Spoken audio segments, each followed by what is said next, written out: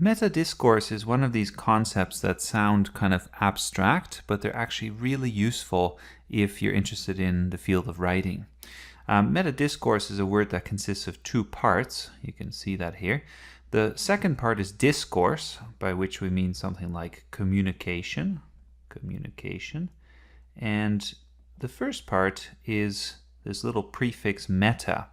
Now, the prefix meta comes from Greek, and it has a whole bunch of uses as a preposition. So it can mean something like across, after, with, beyond. But we're just going to translate this as about. So that's a fairly common kind of definition.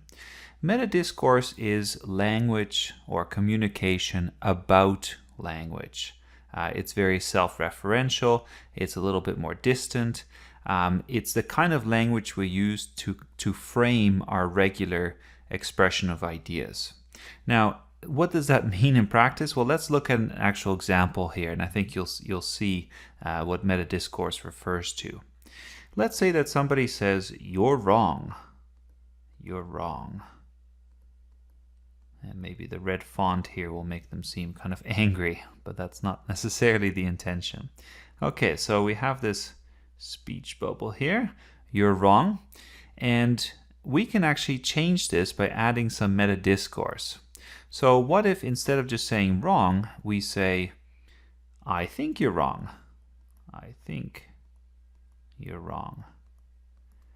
You can probably hear that that changes the tone a little bit, right? It doesn't sound quite so harsh, and we've added some words to kind of express how we're thinking about this statement. I think, right? You're wrong. I think is the metadiscourse. That's the language we use to frame the other language. And so you can think of language as consisting of a picture and a frame. Okay, so we have a frame around the picture. And this frame, that's what we call metadiscourse. So we use metadiscourse all the time. If you're saying, for instance, "I will argue," or "I believe," or "let's do this or that." In each case, you're providing language and communication to give some context to the ideas that you're trying to express. And we can add all kinds of other words. So in a separate video, I've talked about what are called hedges and boosters. And a hedge would be a word that allows you to waver a little bit, to add some ambiguity or some hesitation. You could say, for instance, "Maybe you're wrong," right? So maybe, we might say, "Maybe you're wrong," and maybe is a hedge. So instead of being really assertive, we kind of backtrack a little bit and we say, "Well, maybe you're wrong." Or if we want to use a booster, which is the opposite, where we want to increase the certainty, where we want to add more intensity, we could say something like, "You're certainly wrong." You're certainly wrong. And certainly is a booster. Okay. So in each case, what we do is we add metadiscourse to add flavor, to add context, to talk about our ideas, and to kind of explain how the reader should think about them. Here's a useful definition from Ken Hyland. He says that essentially metadiscourse embodies the idea that communication is more than just the exchange of information, goods, or services, but also involves the personalities, attitudes, and assumptions of those who are communicating. And I like that definition because a lot of writing instructors will point out that often metadiscourse is unnecessary. It creates a kind of bloated writing style, creates a lot of redundancy. But metadiscourse is also tremendously useful. We can't do without it, and we really have to start to feel comfortable as writers using metadiscourse properly. So let's just wrap up with a few example sentences of how to use metadiscourse and what to avoid. And the first thing here is an example of the kind of sentence that you want to avoid. Let's say that you write, "After reading the text,"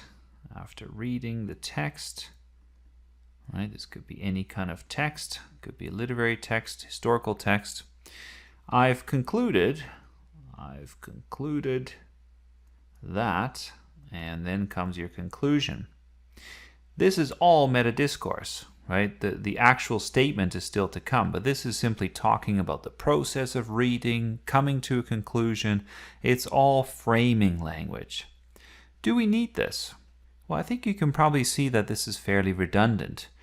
We can assume that you've read the text, we can assume that you're concluding, and so often this kind of metadiscourse is not necessary in academic writing, and you can simply state your conclusion instead of saying all of this. On the other hand, metadiscourse can be very useful and appropriate. So for instance, if you are introducing your thesis statement, it's often customary to say something like, first I will review this or that, right? I will review the literature on the subject, I will cover this first, or first I will argue, or I will demonstrate that, right? There's all kinds of ways in which you can introduce the argument. Again, this can seem a little bit stilted, a little bit cumbersome, and you don't want to overdo it, but at the same time, it's not a problem if you do, because we need this kind of contextual language to make sense of how you think about the ideas, how you're connecting them together. Metadiscourse is also very useful when you're creating something like a contrast. Let's say you say, while so-and-so, right, while so-and-so argues this, I believe, or I would suggest, blah, blah, blah. And again, we're using our metadiscourse here to contextualize the information, to frame it, to give the reader a sense of how it should be interpreted. We could add many, many more examples of metadiscourse. We use these phrases all the time, right? Phrases like, for example, in other words, finally, as a result, this illustrates, it appears that. We could go on and on. The point is that as you develop your writing style, especially if you're writing essays, let's say in an academic context, it's about finding balance between overusing metadiscourse so that everything is self-referential, and being too minimalistic, where it's hard to follow your train of thought because all we have is facts and observations with no words to contextualize the information. Over time, this will get easier, and sometimes you can actually go back after you've written a paper and just cross out some of these phrases because, maybe you said, I will argue, but you can actually do without the phrase because it's clear that you are arguing. And that takes some getting used to. So I would suggest, first of all, be conscious of metadiscourse, watch out for it so that you know what is what, and then start playing around with it so that you become comfortable with using just the right amount.